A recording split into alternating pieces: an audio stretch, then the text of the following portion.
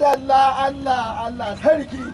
ka san rayuwar da duniya da aka ci zama da masoyi da daɗi in an dacewa a rai dai to karki guje ni kauran mata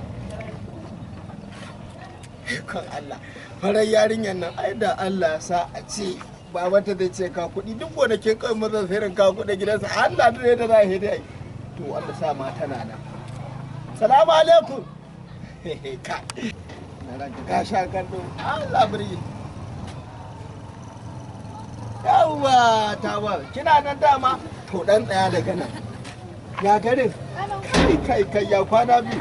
a marsa ta ango za a gama ki waje na ran da nan ango aka ce a daura ni matsala ta wallahi kawuna ne to ya jin daɗi haba ina wani jin daɗi ke abin nan na ga miki gona fa nake zuwa fa kwanakin nan fa abba Allah wallahi kuma so nake zama jarumi saboda kanki saboda ke zan zama jarumi da ke jina gani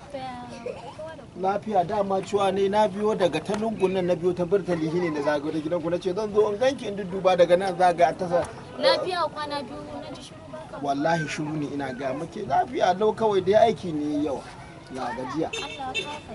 yawa ni yanzu ma wucewa zan yi ina kan hanya na ce bari an biyo in ganki kwana biyu yawa saboda haka ni yanzu ina ga zan baki a nan in ce sai an jima ko ni ina maganan ka zo daidai kenan to lafiya lau daurin auren ne ya zo ya akai ake kai dare a warki kudin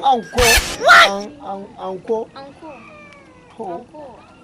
to yanzu shi wannan ankon zai ci kamar nawa ne ni kan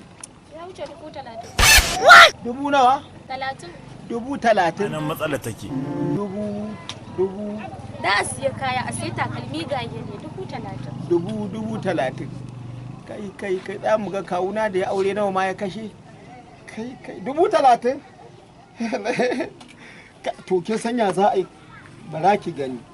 yanzu kin ga a cikin 30 din nan yanzu kin gani da gani sai naira 50 amma ki rike nan a yi lissafi na gowa bayan sati ɗaya zan zo cika miki ta sa mana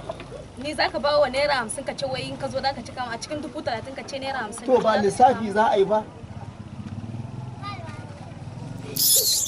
da masu son kallon fima-fimanmu a danna mana subscribe da zarar ka kalla bidiyo da ke cikin channel din nan kana kuma sai ka danna ƙararrawar sanarwa ga zarar mun saki sabon bidiyo za a sanar da kai